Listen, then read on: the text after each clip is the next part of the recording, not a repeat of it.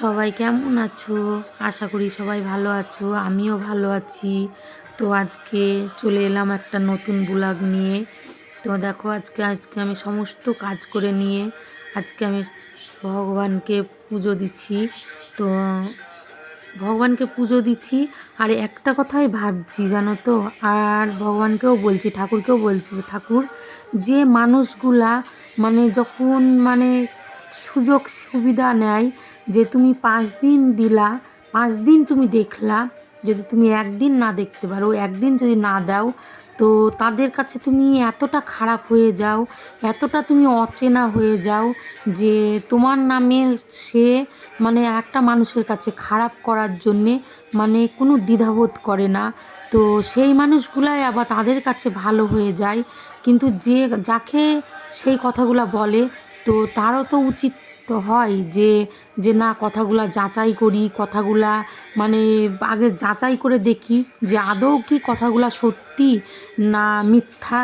তো এটা কেন করে না?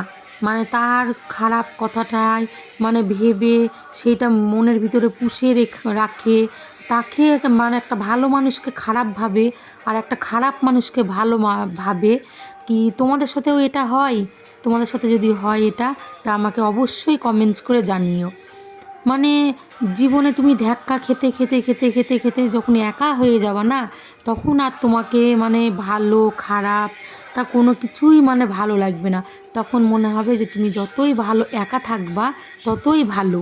কেননা এই স্বার্থপর দুনিয়াতে, স্বার্থপর দুনিয়া বলবো না স্বার্থপর মানুষ বলবো, এত স্বার্থপর মানুষ যে একটা ভালো একটা খারাপ মানুষের মন কেন ভগবান তাদেরকে আগেই প্রথমে দেখায় না, যে পরে গিয়ে কেন জানতে পারি যে তার সর্বস্ব সব কিছু হারিয়ে যাওয়ার পরে।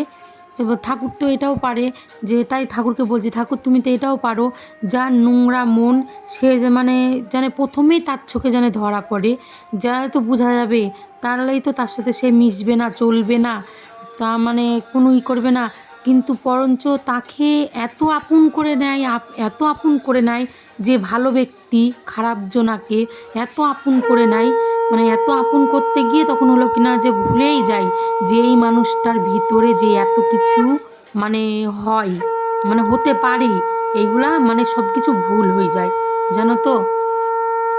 তো মানুষের হলো না যে পরকালের কথা যে একটু মনে থাকা, মনে রেখে কাউরির বিষয়ে কোনো কথা বলতে হয়, যে মানুষ এত এরকম হতে পারে।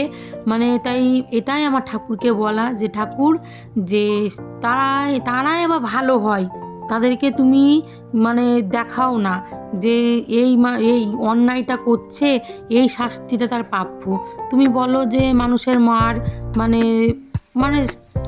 মানে সাথে সাথে, আর তোমার মার রয়ে শোয়ে, হ্যাঁ তোমার মা রয়ে শোয়ে ঠিক আছে, কিন্তু তখন তো তারা তো বিন্দাসই থাকে, তারাই নিজেকে নিজে মহান মনে করে, তারা নিজেকে নিজে সব কিছু মনে হয় যে আমি সর্বসেরা, আমার আমার মতন সেরা আর কেউ নাই, তারা তখন ভাবে।